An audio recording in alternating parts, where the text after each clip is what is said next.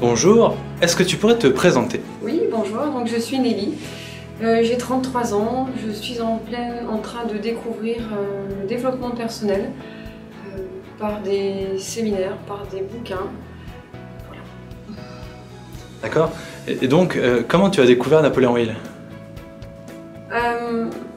Alors c'est face à des rencontres que j'ai pu avoir dans certaines réunions professionnelles ou plutôt peut-être politiques aussi, ces choses-là. J'ai rencontré des personnes qui m'ont amené à découvrir Napoléon Hill en me parlant dans un premier temps de la loi de l'attraction. Donc ça a fait un cheminement autour du livre Réfléchissez, devenez riche. Donc j'ai vraiment changé depuis ce livre ma façon d'appréhender les choses, ma façon un peu de recul sur moi, la façon surtout d'essayer de toujours penser positif, quoi qu'il arrive. Et du négatif en retirer du positif. Et qu'est-ce que tu as tiré de ce livre de Plus malin que le diable? Alors Plus malin que le diable, c'est le livre cadeau de la vie, si je peux dire ça.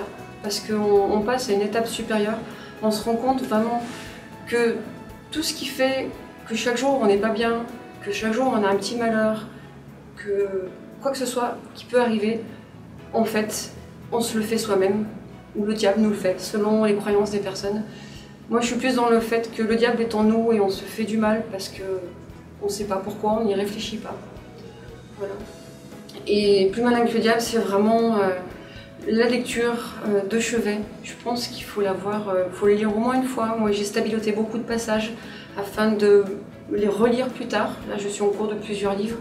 Je vais revenir sur Plus malin que le diable. Et je vais reprendre tous les passages que j'ai stabilotés parce que c'était pour moi les plus importants et c'est ce qui m'a marqué, interpellé dans le livre. Et je vais vraiment, même si aujourd'hui je ne pourrais pas forcément redire tout ce que j'ai appris, je vais me le réimprégner parce que c'est un livre important et je pense qu'il faut l'offrir et vraiment le diffuser en masse parce qu'il fait une révélation en soi.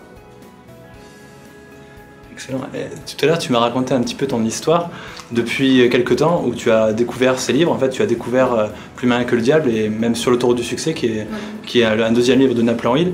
Et tu as raconté ton histoire et des choses qui t'est arrivées. Est-ce que tu peux me raconter un peu? Alors en fait, le hasard a fait que, ou le hasard ou pas, puisqu'on dit qu'il n'y a pas de hasard, j'étais destinée à rencontrer un blog sur internet qui est le blog de Stéphane Rimbaud.